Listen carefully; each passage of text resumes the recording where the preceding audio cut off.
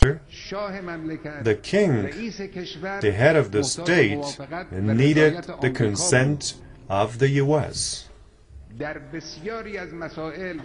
In many other issues, the Iranian king called the American and the British embassy, invited them to his own palace in order to kind of try to make decisions together. If they were opposed to it, he would not make a decision. This was this political independence at that time. He was obedient to the U.S.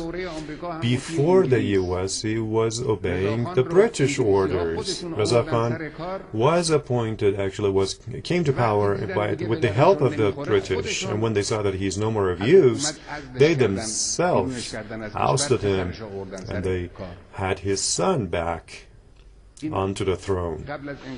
This was the situation before the revolution. Now, when the revolution took place, there was this full political independence. That means today, in this world, among all these great powers, there is not one single power that you can see they can claim that their wish and their will has any impact on the will and decision of the Iranian people.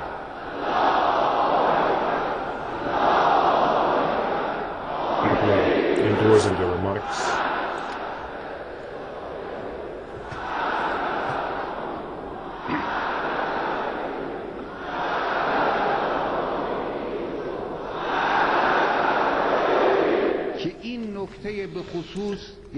This independence, steadfastness, and political dignity, this has the highest attraction for world people.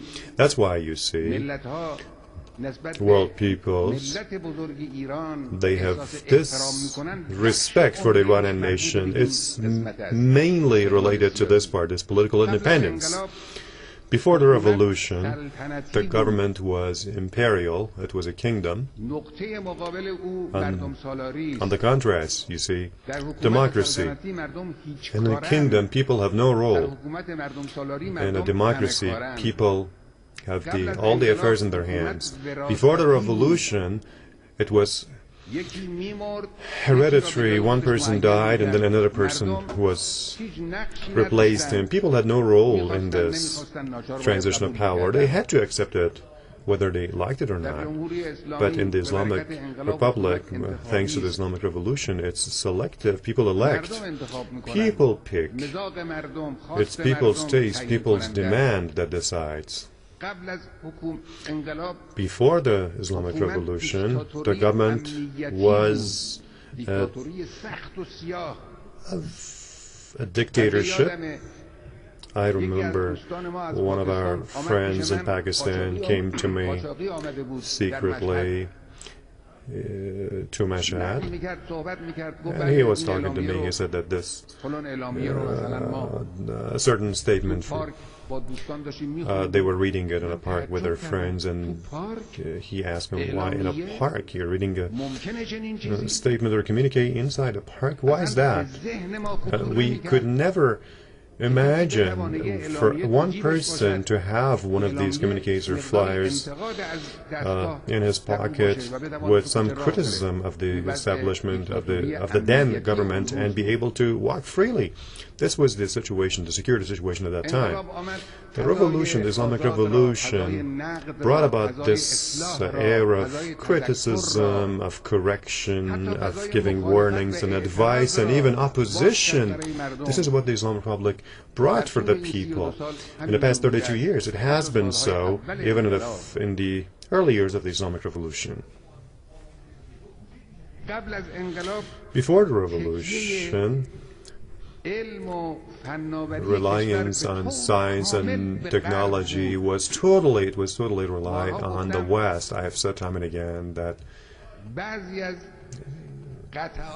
a number of our military plane parts that were out of order or out of use, they needed repair or replacement. They never allowed Iranian engineers of the Air Force to actually uninstall those parts and see what's wrong with that. They never allowed them to touch those parts. They put them in a plane and they took it to America, and they brought one more and replaced it, or they repaired it themselves.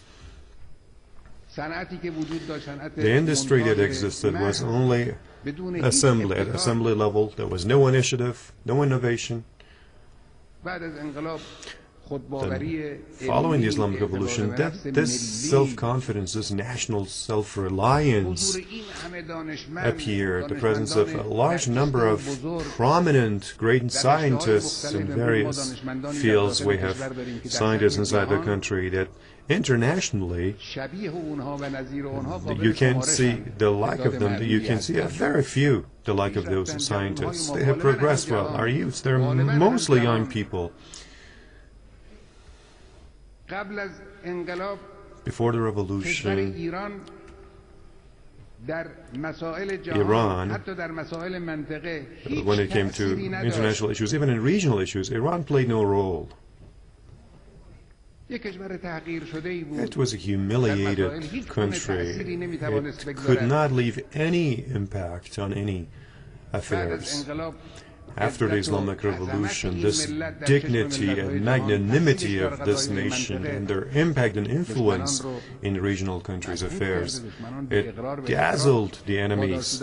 They have confessed to this. You can see today in the websites where you see foreign news, they are constantly talking about Iran's influence and Iran's presence in regional issues. This is being mentioned.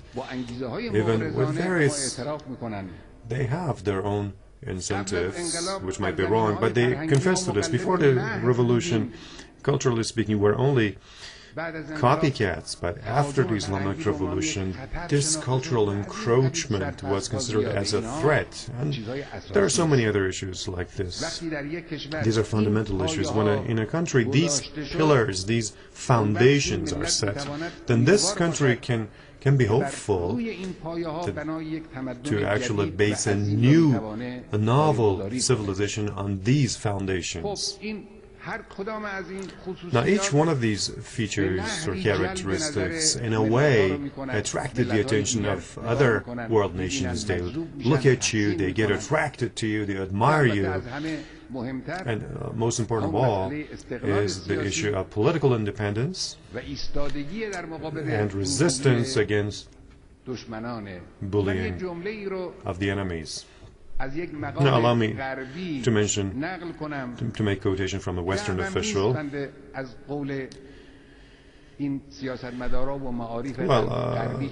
I'm not going to actually, I'm supposed to quote them, but this is really interesting to pay attention.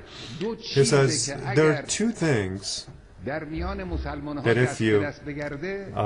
if this spreads among Muslims, then Muslim countries in various parts of the world, if they are aware of these two, then all of those Western taboos will be disrupted and will prove useless. And what are those two? This Western thinker says one of them is the Constitution of the Islamic Republic. This basic law is a progressive and democratic government of the contemporary world and also religious faith. This makes it possible for world Muslims to see that this is possible, that it's possible to have a government that is both progressive and up-to-date and advanced. At the same time, it is totally faith-based. This is what the Constitution makes it possible and proves it. This is one thing. And the second point is the record of the political, military, and scientific achievements list of the Islamic Republic. If Muslims see this, they will see that that has been made possible.